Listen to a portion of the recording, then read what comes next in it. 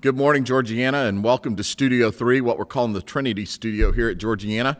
I feel like the guy from ESPN coming to you today, but this is Georgianna's Take 5, where we take about 5 or 6 minutes in your Wednesdays to share information about what's going on in the life of the church, as well as encourage you. So one of the things I want to say right off the bat is VBS is going incredibly well this week. We're having an amazing week, loving the pictures and the videos that are coming in, and we'll be sharing those with you hopefully in about 2 weeks when we put them all together into a video format. Secondly, I want to thank the church. We are over 2,000 shirts. We're at 2,100 shirts purchased, which is incredible, which is going to allow us to have some overages to share with the Cambridge family for other needs, school supplies as they see fit and what have you.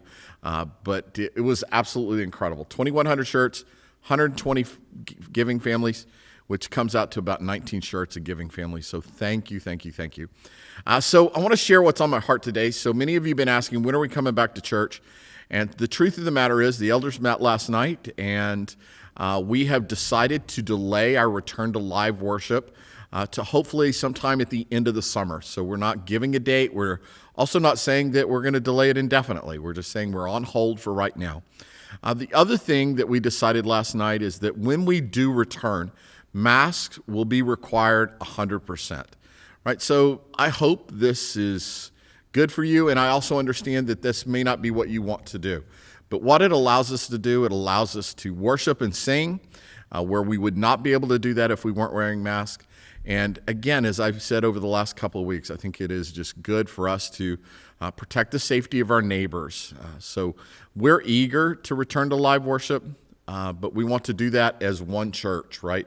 Not as divided churches. So for the time being, we're going to still come to you online, and we hope that you will encourage others to catch us online. So here's what I want to say. So I want to say to you that I am fatigued and furious, right? That's the title of today's message, Fatigued and Furious. I think we're all tired of talking about COVID. I'm tired of talking about COVID. It's all I think about. I play COVID chess in my mind every night. I move parts. What if this happens? What if that happens? How are we going to do this? Who do I need to call and check on this? I mean, I think about our school board and the decisions they're making. I think about our governor and the decisions he's making. Every decision we make is interdependent. Think about the school decision. So we're going to make a decision about what's best for kids, but then we've got to consider what's best for teachers. And then once you do that, what do you do about single moms? And what do you do about families of 2 working household families where nobody's going to be able to be home? How does it affect all of them? And what is best? Everybody's trying to make the best decision with the information we have in the midst of a crisis. This is a crisis. So I don't know about you, but I'm tired. I got a call from a buddy of mine today that was saying, hey, I'm just weary. I'm weary of the whole COVID thing. And stress is everywhere. Everybody's stress is rising. We're seeing it in homes and with families. And so I just want to tell you that I too am fatigued. I'm looking forward to a couple of weeks of maybe not talking about it, right? Here's the other thing. I am a little bit furious. Can I just share my heart with you and tell you that we're not in this mess because we opened up, in my opinion. And these are my opinions. We're not in a mess because people went to Home Depot or to Publix. We're in a mess because certain parts of our population have decided that irresponsible social gathering is okay, that we can gather in large mass groups without any protection and just assume that this is not a big deal.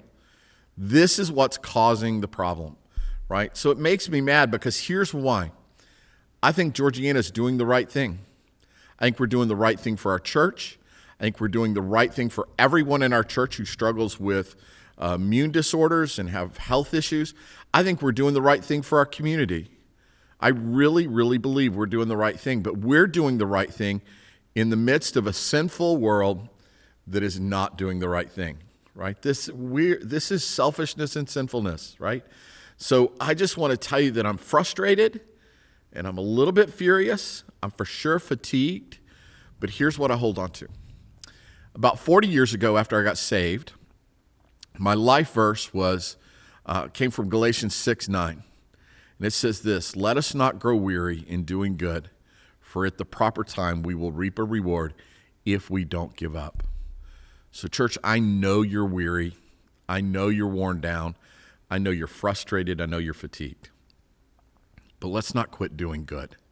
Let's not quit doing the good things that Georgianna is known for in our community in order to make a difference in the lives of others. So that's what's just keeping me going every day, is where can I do good today? Sometimes it's just being nice to the cashier at Publix, right? Or giving a big tip somewhere. Just where can I do good as I move about the day so that Christ can be known? That's our goal, right? That Christ be known. So know that I love you. I know you're tired. I know you want to come back to church, and your elders want that too. We all want that. But we're not going to do it at the expense of human life, right? We want to come back responsibly. So I love you. I hope you have a great week, and I look forward to catching you next week. And we may have a surprise guest next week, Now that we're in Studio 3, anything's possible. Love you guys.